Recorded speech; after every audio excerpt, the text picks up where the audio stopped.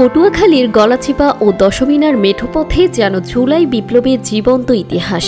ফ্যাসিবাদের বুলেটের সামনে বুক পেতে দিয়েও যিনি অলৌকিকভাবে বেঁচে ফিরেছেন, সেই লড়াকু সৈনিক মুফতি আবু বকর এখন ভোটের মাঠে। পটুয়াখালী ৩ আসনে হাতপাখা প্রতীক নিয়ে তিনি ছুটছেন মানুষের দুয়ারে। তবে তার এই ছোটা যেন তেন কোনো নির্বাচনী প্রচারণা নয়। এলাকাবাসী তার মাঝে খুঁজে পাচ্ছেন জুলাই আন্দোলনের অন্যতম প্রেরণা শহীদ হাদির প্রতিচ্ছবি। ভোর না হতেই ফজরের নামাজের পর শুরু হয় তার যাত্রা। কখনো জরাজীর্ণ সাইকেলে চড়ে, আবার কখনো মাইলের পর মাইল পায়ে হেঁটে তিনি পৌঁছে যাচ্ছেন প্রত্যন্ত চরাচলে। তার প্রচারণায় নেই কোনো গাড়ি বহর, নেই কোনো গাম্ভীর্য।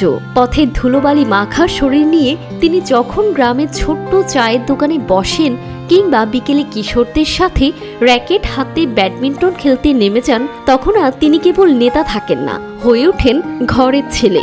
যুবকদের সাথে আড্ডায় তিনি কোনো মিথ্যা আশ্বাস দেন না, বরং বুনে যান বৈষম্যহীন নতুন বাংলাদেশের স্বপ্ন।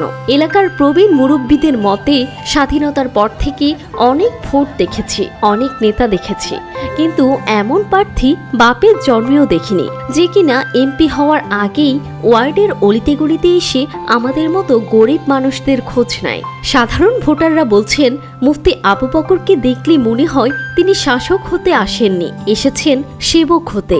মুফতি আবু বকর স্পষ্ট ঘোষণা দিয়েছেন, তিনি নির্বাচিত হলে এই জনপদ থেকে চুরি শব্দটা মুছে ফেলবেন। তার অঙ্গীকার, চরের অবহেলিত মানুষের জন্য তিনি এমন হাসপাতাল ও রাস্তাঘাট বানাবেন যেখানে 1 টাকারও দুর্নীতি হবে না। তিনি বলেন, জুলাই বিপ্লবের রক্ত বৃথা যেতে দেব না, শতভাগ দুর্নীতিমুক্ত সমাজ করাই আমার লক্ষ্য।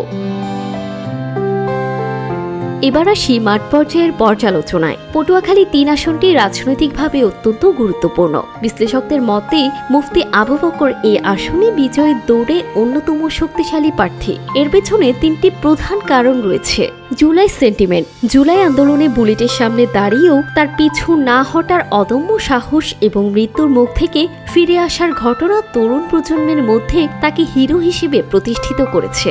ব্যক্তি ইমেজ ও সততা। প্রথাগত রাজনীতিকদের মতো তিনি বিলাসিতায় গা ভাসাননি। তার সাদামাটা জীবনযাপন এবং সাইকেলে চড়ে প্রচারণার কৌশল সাধারণ মানুষের হৃদয়ে জায়গা করে নিয়েছে। তৃণমূলের সাথে সংযোগ। তিনি সরাসরি ওয়ার্ড পর্যায়ে গিয়ে কাজ করেছেন, যা ভোটারদের মাঝে আস্থার সঞ্চার করেছে। সব মিলিয়ে গলাচিপা দশমিনার বাতাসে এখন পরিবর্তনের সুর। সাধারণ মানুষের স্বতঃস্ফূর্ত অংশগ্রহণ আর তরুণদের উচ্ছ্বাস বলছে, এই আসনে এবার হাতপাখার বিজয় এবং মুফতি আবু বকরের এমপি হওয়া এখন সময়ের ব্যাপার মাত্র। জান্নাতুল তাহসিন, ডেস্ক রিপোর্ট, সকালবেলা।